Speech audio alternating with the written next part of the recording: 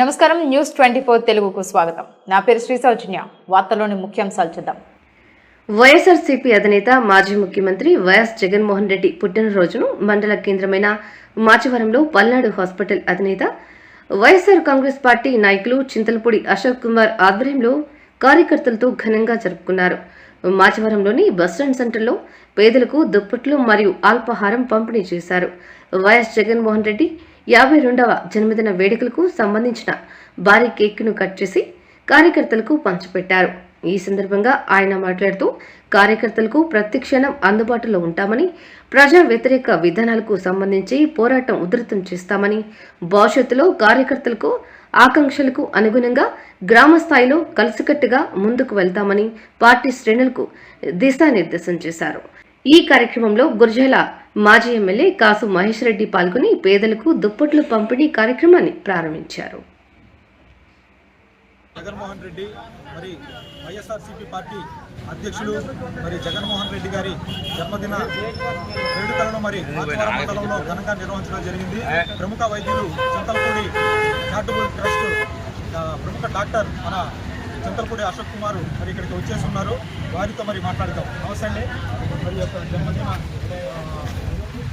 కార్యక్రమాన్ని మరి ఘనంగా నిర్వహించడం భవిష్యత్తులో మరి ఎటువంటి దిశానిర్దేశం చేయబోతున్నారు కార్యకర్తలకి, మరి ఏ విధంగా కార్యకర్తలకి అండదండగా ఉండబోతున్నారు అనేది తెలియపరచడం.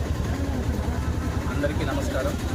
ముందుగా మన ప్రియతమ నాయకులు శ్రీ జగన్మోహన్ రెడ్డి గారి 52వ జన్మదిన సందర్భంగా ఈరోజు దాదాపు రాష్ట్రంలో ఉన్నటువంటి ప్రతి ఊరిలో కార్యకర్తలు నాయకులు ఒక పండగ వాతావరణంలో జరుపుకోవడం చాలా ఆనందంగా ఉంది.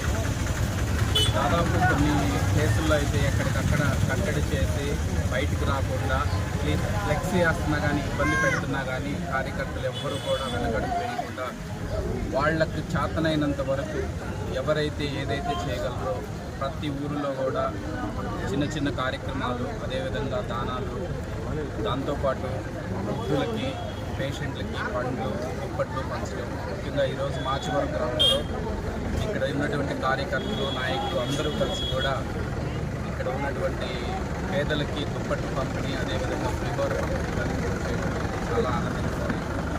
డెఫినెట్గా మీరు గమనించినట్లయితే ఈ 6 నెలల లోపలే గవర్నమెంట్ మీద ఎంత వ్యతిరేకత ఉందో నేను చెప్పనక్కర్లేదు.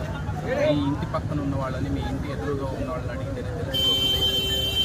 వాళ్ళు అమలు చేస్తానన్నటువంటి ఏ హామీ కూడా ఇంతవరకు జరగకపోగా ఎలక్షన్ ముందు జరిగినటువంటి పథకాలు అన్నీ కూడా ఇప్పుడు చాలామందికి రద్దయ్యే పరిస్థితి ఉంది. ఎలక్షన్కు ముందు కరెంటు ఛార్జీలు ఎట్టి పరిస్థితుల్లో మేము పెంచము అని ఎన్నో వాగ్దానాలు చేశారు. మరి గమనించినట్లయితే ఈ ఒక్క నెలలో దాదాపు 3 రోజుల్లో చాలామందికి కరెంటు ఛార్జ్ ఎలా ఉండబోతుందో చూడబోతున్నారు. ఇలా ప్రతి కార్యక్రమాన్ని కూడా ప్రజల పక్షాన నిలబడుతూ జగన్మోహన్ రెడ్డి గారి పిలుపు మేరకు ప్రతి కార్యక్రమాన్ని ఏదైతే ప్రజలకు అన్యాయం జరుగుతుందో వాళ్ళకి అండగా నిలబడటానికి వైఎస్ఆర్సీపీ పార్టీ ప్రతి ఒక్కళ్ళు కార్యకర్తలు నాయకులు అందరూ దృఢ నిశ్చయంతో ఉన్నారు. మనం చూసుకున్నట్టు రైతుకు అండగా అనే ఒక కార్యక్రమం ఎంత దిగ్విజయం చేసాం మీ అందరూ చూశారు. అదేవిధంగా రేపు 27వ తారీఖున మళ్ళీ కరెంటు సమస్యలపైన ధర్నాలు ప్రతి నియోజకవర్గంలో కూడా చేయబోతున్నాం. ఇంకా ముందు కూడా ప్రజల పక్షాన్ని నిలబడుతూ ప్రతి ఒక్కళ్ళకి అందుబాటులో ఉండాలని నిశ్చయించుకున్నాం.